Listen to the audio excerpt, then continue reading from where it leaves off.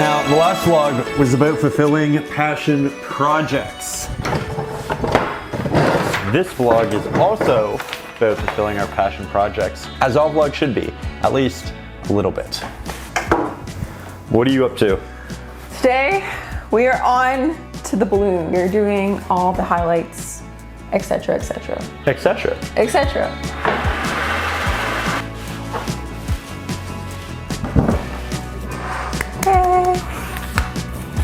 So here we have a 24 by 36 inch canvas, and it is today's project.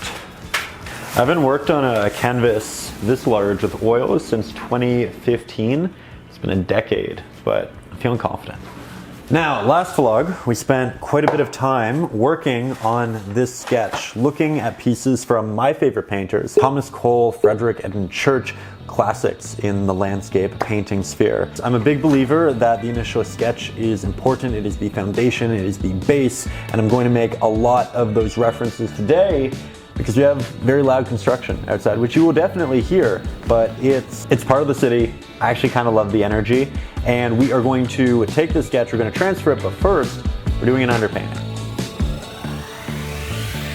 I broke my palette, but it's fine. It's definitely fine.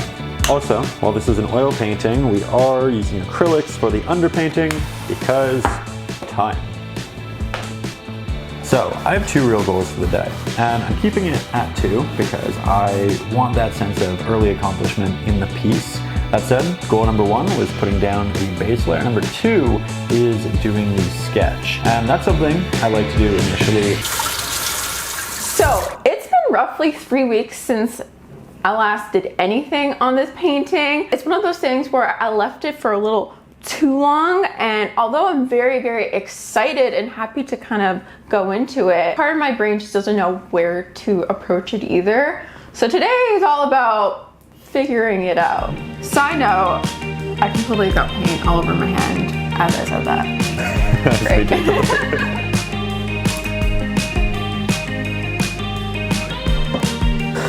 You have to conserve. I was really, really inspired by George Rochengross, and part of that really cool element that I wanted to take away was the night reflective armor. Part of me was thinking I can translate that into the balloon and make it a silver metallic balloon. However, it's been 3 weeks, so when I started painting, I forgot according to the original color of the balloon, which was red, and then I was like, oops, let me wipe that off. I started doing a silver that kind of turned more purpley, and then I said, oops, never mind, I don't like it, let's go back to red. So really just figuring it out today. So, you know how you redid the heart? I realized, despite the fact that I used a grid, it's not where I want it to be. Oh. So we are going to erase it, and then we're going to do it again. I feel like this is just part of the creative process. Yeah. You start, you try, doesn't work, and then you know what you do? You try again. And that's what we're doing. In the end, we're looking at paintings that we love. Fairly softly initially, and then I build up into more defined, confident strokes. You can't tell, but it's actually getting a little dark out there. We really bumped up the ISO, but we're gonna go get coffee in the dark. We love our coffee and evening strolls. Shall we stroll? Let's go. Coffee time.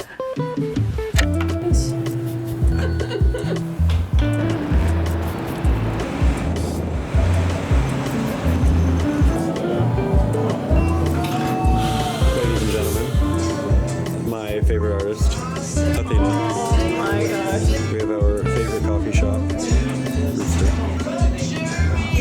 So good.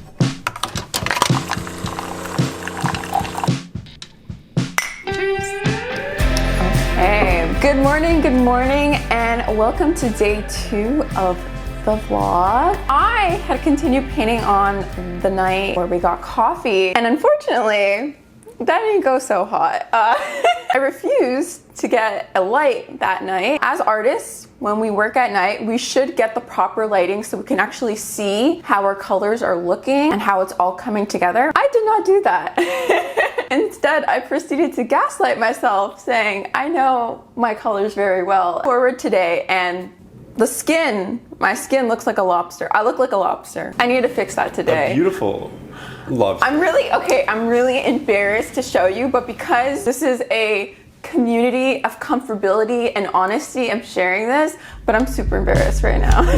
You're great at what you do, and this will be amazing. And the balloon is fantastic. I need to fix this immediately. So we're starting painting, and the goal of today is just kind of backtracking and fixing what paint I put on previously.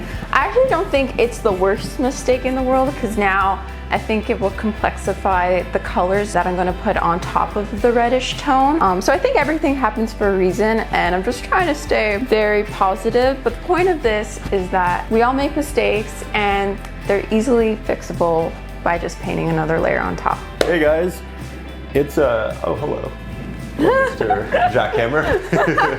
It's a big day for me. I am putting paint on the canvas for the first time. I typically struggle with starting, so I think once I get that first pigment on canvas, I'm going to feel a lot better. And I'm going to begin in the sky, work my way forward. I have a couple of reference photos that I think are really going to help me just discern palette and just general atmosphere.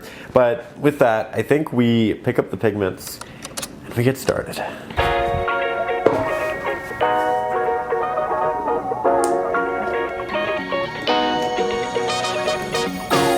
And so it begins. So typically, I like to work on easels. It's how I was taught. I feel like it's a little more traditional. However, I've been watching Athena work on the table as of late, and I think I want to try working with this on a table. It's just a different vantage point. Oils can be a little reflective. I think it might actually be a fun new experience for a fun new painting.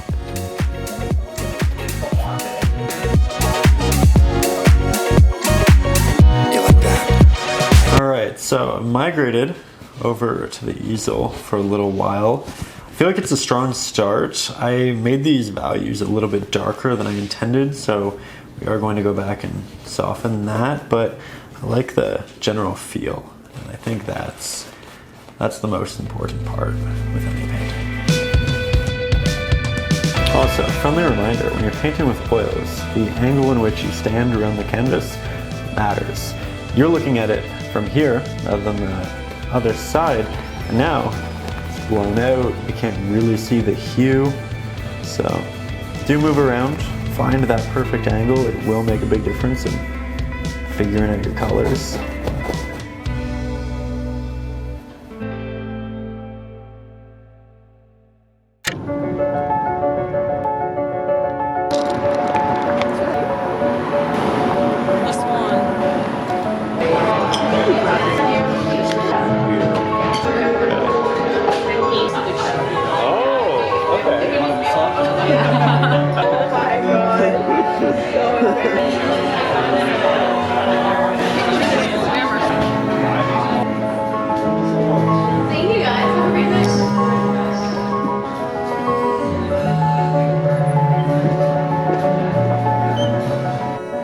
Thank you for heading on over. Hi, appreciate how are you.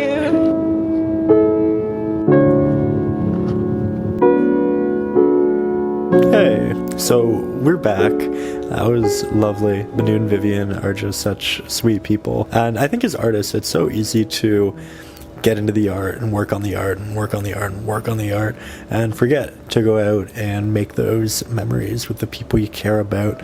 So that was lovely. I'm really excited about the painting. Next week, I want to finish the sky, but I also don't want to rush it because, again, this is a special piece, and I'm really looking forward to giving it my all, giving it my heart, make it something that is special to me, and hopefully you too. So I hope you're enjoying coming along for the journey of putting this together, and again, I can't wait to share more of it with you. I know Athena is also excited about a couple new projects. I'll see you soon. If you haven't already, subscribe, and if you wouldn't mind, give the video a little like. It's one of those things where I know everybody asks for them, but it does mean a lot, and we do appreciate it. So thank you for being here. Thank you for being a part of the journey. I hope your projects, whether creative or otherwise, are going well, that you're happy, that you're safe. And again, we'll see you soon. I always say this on the other channel, but above all, as always, stay creative.